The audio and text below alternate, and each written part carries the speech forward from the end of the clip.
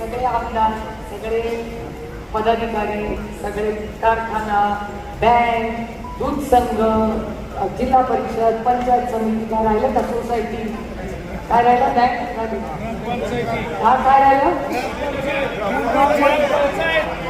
ग्रामपंचायत आपण बंदी असलं नाही बोलत, नगरपालिका बँक पण नगरपंचायत सगळे पदाधिकारी सगळे गेले होते. आणि मी या नामोदाला रोज विचार करायचो एकामेकांकडे, आता पुढे काय होणार, पुढे काय होणार. आम्हाला दोघांना तुमची ताकदच माहिती नव्हती. आमच्या दोघांच्या आत्ताच लक्षात आलं की पक्षाची ताकद आम्ही दोघांची वाटत होती नव्हतीच. आमची पक्षाची ताकद तुम्ही सगळे आहात. आणि ज्या संघर्षाच्या काळात म्हणजे आता मला 1 वर्षाने असं वाटतं काय ते दिवस होते, उगाच आम्ही काळजी करत होतो दोघं. कारण का पक्ष नव्हता, चिन्ह नव्हतं, नेते नव्हते, काहीच नव्हते. आम्ही दोघं फकीर स्वतःला म्हणत होतो. आता आमच्या लक्षात आलं आम्ही बिलकुल फकीर नव्हते. कारण का मतदार राजा आमच्या बरोबर होता, बाकीचे सगळे कामगारांचं माझं भाग्य.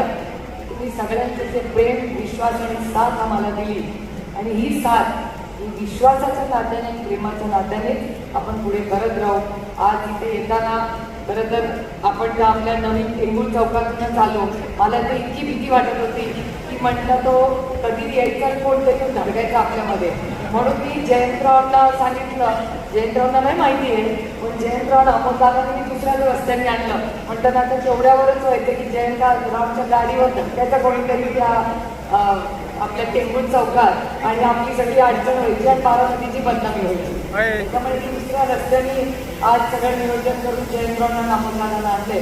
पण त्या सगळ्या गोष्टी होत्या जे दुर्दैव आहे. कारण का बारामती आपली आन बात आणि शान आहे, आपली ओळख आहे. त्यामुळे ज्या काही छोट्या मोठ्या अशा गोष्टी झाल्या असतील त्या आपण सगळे लक्षात, मी पण त्या डिझाईनमध्ये लक्ष घालते.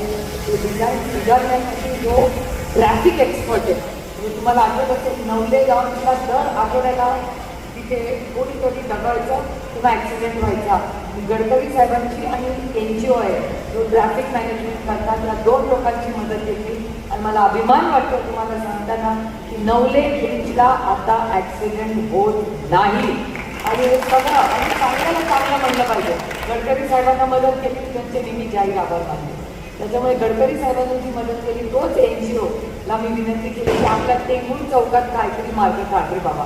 कारण का मला पण चालताना पण भीती वाटते, जीव मोठी घेऊन आणि गाडी चालवताना पण माझा चालक गणेशला मी किती आलं की चौक आला की मी आपलं एकदम लक्ष कुठे नसतं. माझं म्हणतं हळू हळू हळू असं करत करत हळू माझी गाडी टेंगूर चौकात पोचते.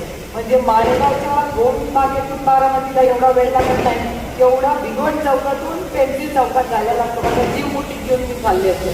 कारण का माझ्या मुलीकडे 4 चाकीत बसते पण माझ्यामध्ये दुसऱ्याला कुणाला काही होऊ नये याची काळजी असते. कारण ॲक्सिडेंट वाढत चाललेले आणि बारामती आणि पुण्यामध्ये क्राईमही वाढत चालला आहे. खूप पुढचे काही दिवस आपल्याला फक्त इलेक्शन तुटून येणे मला नाही, कोण कोणाला काय देत आहे आणि काय ह्याच्यात पडायचंच नाही आहे. आपल्याला चांगलं प्रशासन कसं महाराष्ट्रात देता येईल याच्यासाठी आपल्याला सरकार बदलायचं. त्यामुळे बारामतीकरांचं हे दिल्लीमध्ये सरकार बदलण्यात खूप मोठं योगदान. आणि मी तुम्हाला खरंच सांगते की लोकांना वाटलंच नव्हतं की बारामती कशी आहे. आज परवाच मला ते एका पत्रकारांनी सांगितलं की बरेच लोकांना बारामतीचं मतदान बघून आश्चर्य वाटलं. मी त्या पत्रकाराला सांगितलं की ज्यांचेही बारामतीच्याबद्दल गैरसमज माझेही, कारण का मी अंडर कॉन्फिडंट आणि ते ओव्हर कॉन्फिडंट.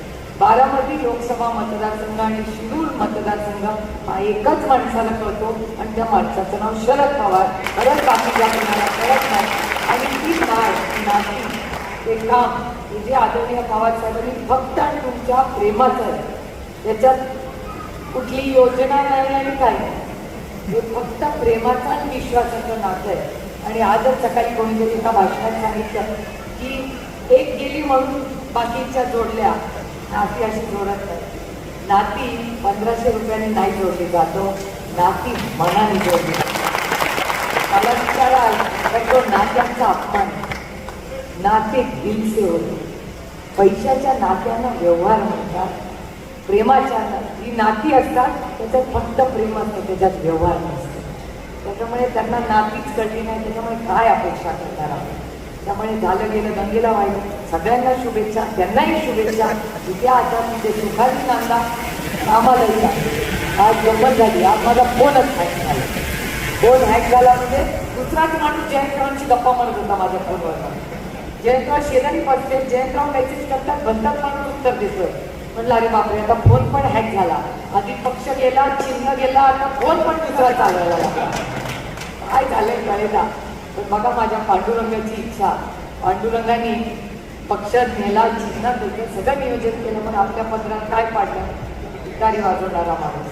कारण का आता बघा ना, आता वेळ आपण इथे नाही बघत, वेळ आपण फोनमध्ये बघतो. फोनमध्ये सगळं कळायला लागेल, त्याच्यामुळे याची गरजच नाही राहिली. आता बघा किती वाजले वगैरे, किती वाजले, अरे फोन चेक कर रे, झालंय की नाही तसं. सगळंच फोनवर आपलं आयुष्य झालं आहे. त्याच्यामुळे त्या जुन्या काही गोष्टी आपल्याला सोडून द्यायला पाहिजे आणि नवीन गोष्टी आत्मसात करायला पाहिजे. आणि तुतारी न नवीन नवीन ती कन्सिस्टंट आहे. तुम्ही बघा लग्नामध्ये तुतारीच वाजते, त्यानंतर कुठलं नवीन कार्य सुरू, आपलं मोबाईलचं शॉपिंग उघडायला पण तुतारीच वाजते. आणि जेव्हा छत्रपती शिवाजी महाराजांनी युद्ध पुकारलं तेव्हा पण तुतारीच वाजली होती. आणि या तुतारी आज खासदार महाराष्ट्रातून निवडून गेले दिल्लीला. देश विदेशातील प्रत्येक घडामोडींचे लाईव्ह अपडेट मिळवण्यासाठी आता साम टीव्हीच्या सर्व सोशल मीडिया प्लॅटफॉर्मला लाईक, फॉलो आणि सबस्क्राईब करा. तसंच सर्व नोटिफिकेशनसाठी बेल आयकॉन प्रेस करायला विसरू नका.